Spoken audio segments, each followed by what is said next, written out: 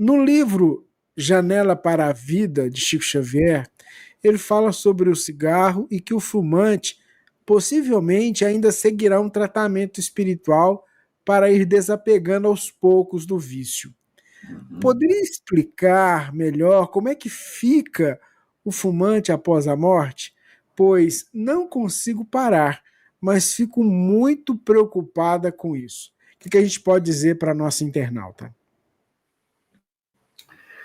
Bom, vamos primeiro tratar do aspecto doutrinário. Nós temos no livro Vozes do Grande Além, capítulo 40, uma mensagem sobre fumante, em que vai apresentar... O livro Vozes do Grande Além foram mensagens recolhidas no término da reunião mediúnica, e elas foram gravadas. E depois essas gravações foram convertidas em texto de origem. Por isso que é Vozes do Grande Além, que eram psicofonias, não era psicografia. E entre as psicografias que compõem o livro Vozes do Grande Além, capítulo 40, é uma mensagem sobre tabagismo. Conta a história de um cara que ele fumou durante a existência e como é que ele ficou do lado de lá, da dificuldade de se adaptar quando nós chegamos do lado de lá e não tem mais o fumo, porque do lado de lá não vai ter, não tem. Então, não é uma situação apenas do cigarro, é uma situação de todos os objetos que a gente utiliza para a nossa existência como vício.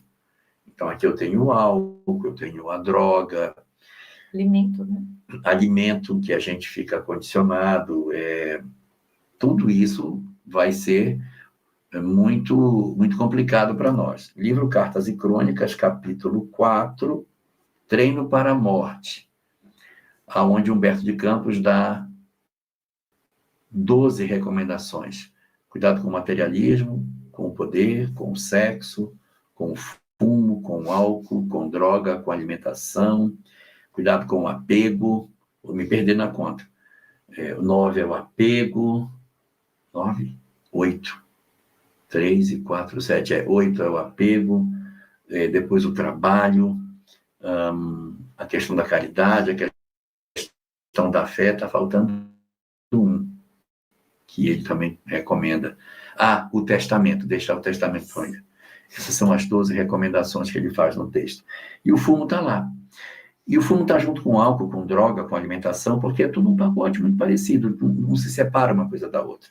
Então, eu tenho a dependência de uma substância, não importa qual seja, eu tenho uma dependência de substância. No mundo espiritual, eu não tenho essa substância, mas eu também não tenho corpo, entendeu? Eu não tenho corpo para precisar da substância, mas eu também não tenho a substância, então não tenho nenhum dos dois.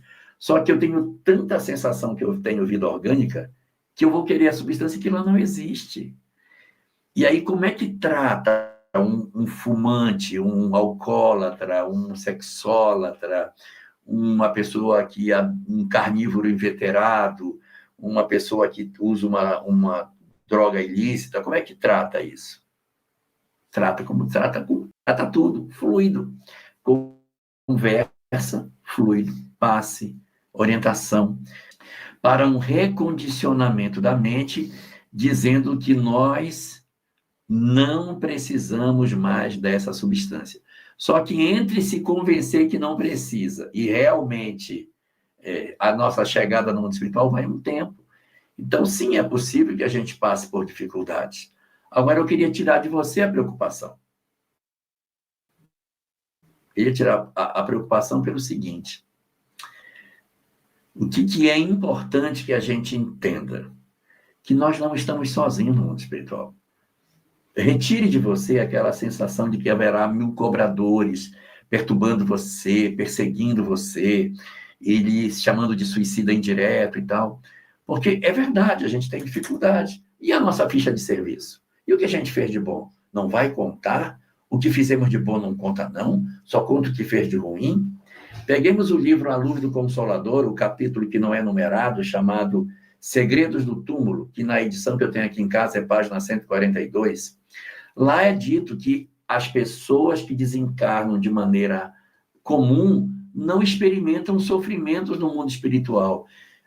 O livro A Crise da Morte, de Ernesto Bozano, e o livro Fenômenos Psíquicos da Morte, o Ernesto Bozano investiga o que acontece com as pessoas na hora da morte, parecido com os estudos que a Sami andou fazendo de experiência de quase morte.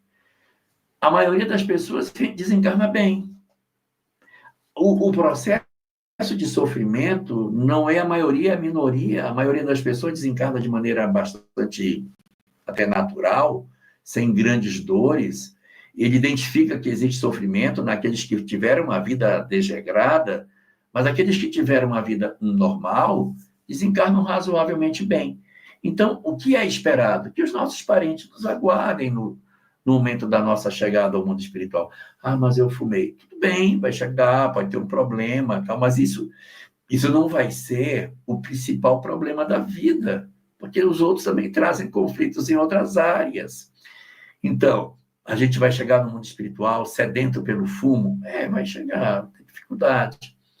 Mas o próprio corpo mais leve, sem as exigências que a gente tem, também impedirá menos nicotina, porque será um corpo diferente do que a gente tem hoje. E só como última recomendação, cigarro é sinal de ansiedade.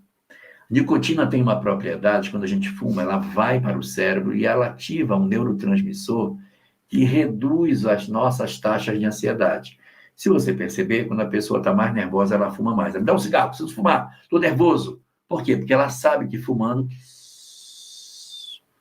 a intensidade da ansiedade diminui. Então, o que você precisa fazer?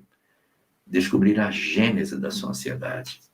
Você vai querer parar de fumar sem trabalhar a ansiedade, vai ficar difícil. Então, descubra por que você está ansiosa, o que está fazendo você ter esse tipo de comportamento.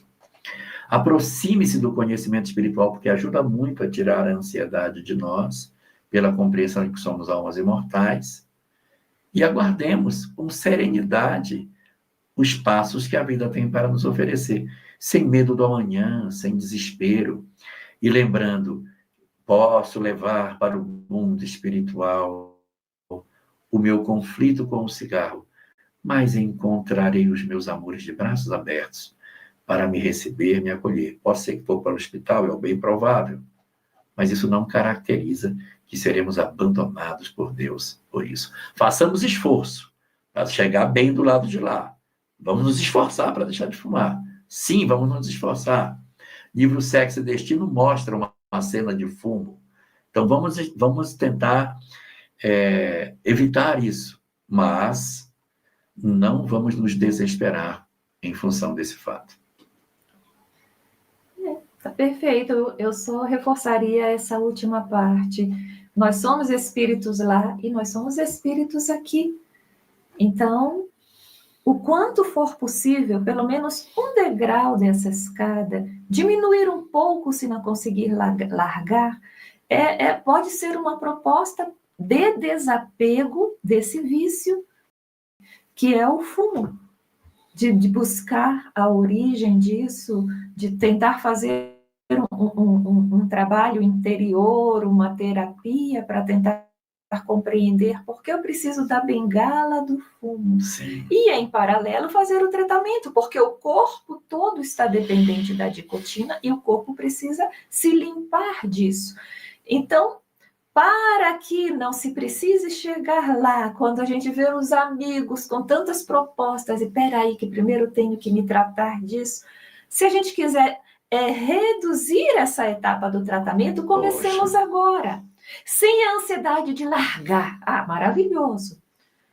Mas com a possibilidade de diminuir e já ir buscando as causas que me fazem fugir talvez de um enfrentamento com as minhas dores através de um cigarro, através de um álcool, através de um vício qualquer. A proposta sempre da encarnação é que nós aproveitemos todas as oportunidades para nos fortificarmos emocionalmente e cada vez desencarnar melhor do que da vez anterior.